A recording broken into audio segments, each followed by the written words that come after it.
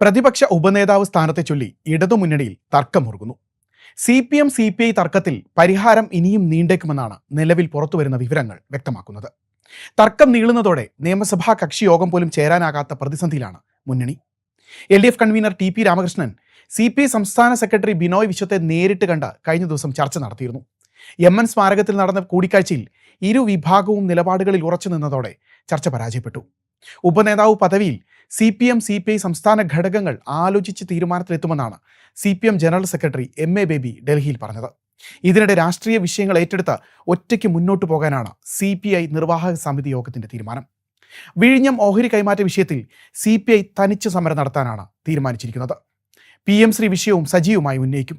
ഈ രണ്ട് വിഷയത്തിലും CPMന്റെ നിലപാടുമായി യോജിച്ചു പോകാനാവാത്ത സ്ഥിതി ഉണ്ടെന്ന് CPI വിലയിരുത്തിയിട്ടുണ്ട്. LDFന്റെ പാർലമെന്ററി പാർട്ടി യോഗത്തിൽ CPI പങ്കെടുക്കില്ല. എന്നാൽ LDFൽ നിന്ന് മാറി നിൽക്കാനോ മുന്നണി യോഗത്തിൽ പങ്കെടുക്കാതിരിക്കാനോ തീരുമാനിച്ചിട്ടില്ല. ഉപനേതാവ് സ്ഥാനം ലഭിക്കാതെ വിട്ടുവീഴ്ചയ്ക്ക് തയ്യാറാകേണ്ടതില്ലെന്നാണ് CPI നിർവാഹക സമിതിയുടെ നിലപാട്. പുറത്തു പറയാവുന്ന തരത്തിലുള്ള ധാരണകളൊന്നുമായിട്ടില്ലെന്ന് കഴിഞ്ഞ ദിവസം CPI നേതൃത്വവുമായി നടന്ന ചർച്ചയ്ക്ക് ശേഷം TP രാമകൃഷ്ണൻ വ്യക്തമാക്കിയിരുന്നു. പദവികൾ കിട്ടേണ്ട സമയത്ത് കിട്ടുമെന്നായിരുന്നു ബിനോയ് വിശ്വത്തിന്റെ പ്രതികരണം. CPM സെക്രട്ടേറിയറ്റും CPI എക്സിക്യൂട്ടീവും ഒരേ ദിവസമാണ് കഴിഞ്ഞ ദിവസം ചേർന്നത്. ഈ ദിവസം തന്നെയാണ് നിർണായകമായ ഉഭയകക്ഷി ചർച്ചയും നിശ്ചയിച്ചത്. എന്നാൽ ചർച്ചയ്ക്ക് മുൻപ് തന്നെ ബിനോയ് വിശ്വം നിലപാട് പരസ്യമാക്കിയിരുന്നു. ഇതിൽ CPMന് കടുത്ത അതൃപ്തിയുണ്ട്. അങ്ങനെ ഇരിക്കെ തന്നെ ഇന്ന് വീണ്ടും ബിനോയ് വിശ്വം ഈ നിലപാട് ആവർത്തിക്കുകയാണ്. ചർച്ചയുടെ സമയം തന്നെ ഔദ്യോഗികമായി അറിയിച്ചിട്ടില്ലെന്ന് ബിനോയ് വിശ്വം ഇന്നലെ തന്നെ പറഞ്ഞിരുന്നു. ഇതോടെ കൂടിക്കാഴ്ച മുടങ്ങുമെന്ന പ്രചരണവും ഉണ്ടായി. എന്നാൽ അതൃപ്തി മറികടന്നാണ് LDF കൺവീനർ ഒടുവിൽ MN സ്മാരകത്തിലെത്തിയത്.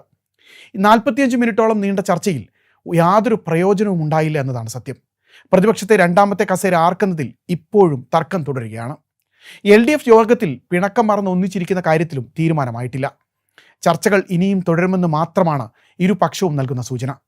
തെരഞ്ഞെടുപ്പ് പരാജയത്തിന് പിന്നാലെ മുന്നണിക്കുള്ളിൽ രൂപപ്പെട്ട ഈ കടുത്ത ഭിന്നത ഇടതുപക്ഷത്തെ വലിയ തോതിൽ പ്രതിരോധത്തിലാക്കുന്നുണ്ട്. പദവി വിട്ടുകൊടുക്കില്ലെന്ന പിടിവാശിയിൽ CPIയും വഴങ്ങില്ലെന്ന നിലപാടിൽ CPMും തുടരുന്നതോടെ മുന്നണിയിലെ അസ്വാരസ്യങ്ങൾ തെരുവിലേക്ക് നീളുന്നതാണ് കാഴ്ച.